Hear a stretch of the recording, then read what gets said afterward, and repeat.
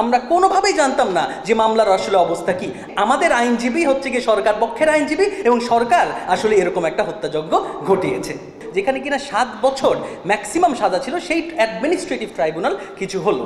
Administrative tribunal 7 বছরের মধ্যে শেষ হয়ে গেল এবং বিচারিক আদালত 2013 সালে প্রথমবারের মতন রায় দিল।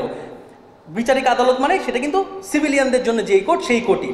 এত বড় একটা হত্যাযজ্ঞ যেখানে কিনা আসলে 57 জন চৌকস সেনাবাহিনী অফিসার মারা গেলেন, তাদেরকে শাহাদাত বরণ করলেন তারা, কিন্তু সেই আইন মিলিটারি আইনে আসলে বিচারটা হলো না। 2013 সালের পরে 2013-তে 153 ডেথ পেনাল্টি হলো এবং 160 জনের মতন যাবজ্জীবন কারাদণ্ড হলো। 2017 সালে তারপরে সেই মামলাটি গেল হাইকোর্ট ডিভিশন এবং হাইকোর্ট ডিভিশন ফাঁসির রায় বহাল রাখলো 139-এর এবং 146 লাইফ টাইম ইমপ্রিজনমেন্ট। 2017 রায় দেওয়ার পরে 2020 সালে প্রথমবারের মতন হাইকোর্ট ডিভিশনের 30,000 পাতার রায় আমরা পেলাম এবং যখন কিনা 30,000 পাতার রায় পেলাম, এটার পরেও কতগুলো বছর চলে গেল কিন্তু অ্যাপেলেট ডিভিশনে কোনোভাবেই আমরা জানা গেল না যে এখন মামলা অবস্থাটা কি।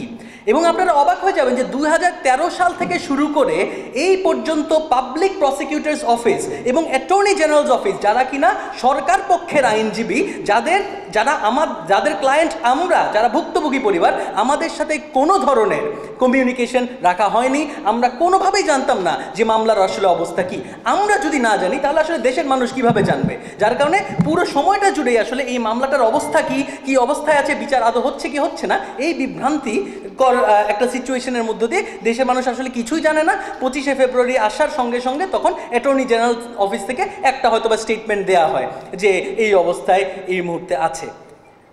এখন অ্যাটর্নি জেনারেল অফিস এবং পাবলিক প্রসিকিউটর, যারা কিনা সরকার পক্ষের আইনজীবী, আমাদেরকে কখনোই কিছু নিয়ে আপডেট কেন দেয়নি? খুব স্বাভাবিকভাবেই যেটা হয় সেটা হচ্ছে যে সরকার পক্ষের আইনজীবী আমাদের আইনজীবী, যেখানে কিনা তৎকালীন সরকারই এরকম একটা হত্যাযজ্ঞ ঘটিয়েছে।